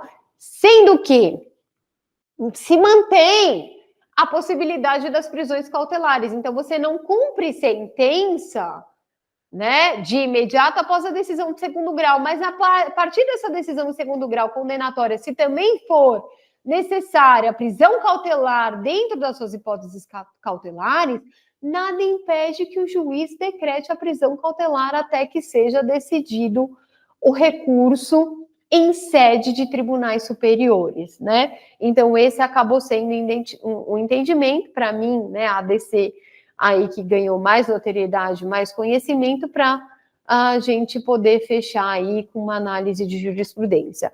Eu acho que foi o Rubens, né, que tinha me perguntado sobre a questão, acho que foi em medida cautelar do contraditório diferido. Eu não sei se com base na queda da informação ele chegou a manter algo, se ele me mandou mais informações ou não, Mas essa ideia, né, do contraditório a posterior, no caso da ADC, acho que foi o Rubens, né? No caso da ADC, Rubens, ele... No caso, achei que tinha entrado alguém aqui, por isso que eu parei. No caso da ADC, a gente não tem um polo passivo exatamente para um contraditório. Lembrar que na ADC, como eu disse para vocês, a legitimidade passiva... Foi o Gustavo, desculpa, já errei todo mundo aqui. Desculpa, Gustavo, né? Então, o Gustavo que me fez a pergunta, respondendo a ele, não a Rubens, mas a todos, né? Às vezes a pergunta é de um, a pergunta é de todos. Mas na ADC, a gente não tem ninguém exatamente nesse polo passivo. Então, a rigor, o contraditório, né, ele aconteceria entre o legitimado ativo e o legitimado passivo, pensando em contraditório. Mas, é claro, se alguém integrar dentro daquilo que eu mencionei, que a doutrina, inclusive, permite, entre aqueles que estão no rol do artigo 103, esse polo passivo, a gente poderia falar no contraditório. Sempre que a gente fala em cautelar, medidas liminares, esse contraditório ele acaba sendo um contraditório diferido, né? Porque o juiz ele é obrigado, em sede de funus boniuris, periclim mora, a ter que decidir sem ouvir a outra parte. Aqui, acredito eu, em sede de cautelar e na ADC, que seja na ADI, talvez não exista um prejuízo imediato, né, para a gente poder discutir a questão do contraditório nas ações de controle, porque você está pedindo apenas para suspender o processo, a não ser um prejuízo de quem está com pressa que a questão seja decidida. Mas eu fico imaginando que mesmo enquanto pessoa que está aguardando e que anseia por uma decisão do tribunal, que ela seja dada com base numa lei constitucional, né? Então, eu não haveria prejuízo, falar assim, olha, se o meu caso está sendo pautado por uma lei, aonde não se sabe se ela é constitucional ou não, acredito que até enquanto pessoa interessada em um processo que seja suspendida em sede de medida cautelar, seja uma decisão bastante razoável, bastante responsável, ao invés de proferir uma decisão com base em uma lei inconstitucional. Então, se existe essa discussão, se existe essa divergência, me parece que seja o mais adequado. Te respondi, Gustavo, não sei se era isso, se você, enfim, se o seu raciocínio era algum outro tipo, né, levava para algum outro lado, mas aí fica à vontade para poder me perguntar. A gente tem mais 3 minutinhos aqui, né, se vocês quiserem fazer dúvidas, se vocês quiserem tirar dúvidas, né, fazer perguntas, eu fico aqui à disposição, mas desde já, agradecendo a oportunidade, agradecendo a atenção de vocês, agradecendo a todos esses que me acompanharam até ao longo da aula passada e da aula de hoje. Dizer que para mim foi uma grande alegria, uma matéria que para mim me encanta, que eu gosto de falar, então ter a oportunidade de compartilhar com outras pessoas que tenham esse mesmo interesse, eu fico muito feliz. Eu passei meu Instagram já para vocês, né? Mas se vocês quiserem, eu repito. E aí lá, se vocês quiserem pegar o meu e-mail para tirar dúvida, alguma coisa, eu também fico à disposição, né? O Instagram é JuCR Bastos. Vocês podem me procurar, vou saber que é vocês, apesar dele ser fechado, né? Não é habitual que as pessoas ficam pedindo autorização. E aí seria isso. Deixa eu ver aqui agora as mensagens. Espera aí. Do Gustavo, resolveu? Gustavo, eu vi que você me mandou alguma coisa, mas eu não consegui ler. Aí o Rubens mandou, professor, agradeço pela aula, foi ótimo, seguiria acompanhando a senhora pelo Instagram. Ok, que legal, me mandei um oi. Aí o Gabriel, professora, foi um prazer reencontrá-lo. Fui seu aluno do FMU, que lindo, amei. Que alegria, lecionou Fundamentos de Direito Público. Ai, que querida, a FMU tem um papel fundamental na minha formação, na minha atuação profissional. Ainda estou lá como professora, ainda sou professora da FMU, sou professora da PUC de São Paulo e da FMU, e de fundamentos, né, nas duas, inclusive aqui fundamentos saiu da grade, né? E direito constitucional e separação de poderes. Meu Deus, em 2002, 2013, você pegou meio o meu comecinho, né? Que delícia. Fico muito feliz de reencontrá-lo. E o Gustavo também, pelo visto, tudo certo, né? Obrigado pelas aulas, um abraço. Que alegria também ter a oportunidade de reencontrar ex-alunos. Fico muito, muito feliz, pessoal, desejando sucesso profissional de vocês, nessa atuação junto aos tribunais superiores, por meio dessas ações, por meio da figura do amigos, e seja qual for. Fico muito feliz de participar aí dessa jornada toda junto com amigos que têm o mesmo interesse, né, no direito constitucional, assim como eu. Então, pessoal, boa semana e um sucesso profissional esplendoroso aí para vocês. Tchau, tchau, pessoal. Tudo de bom. Ai, obrigada pelas palminhas, etc. Fico muito, muito feliz.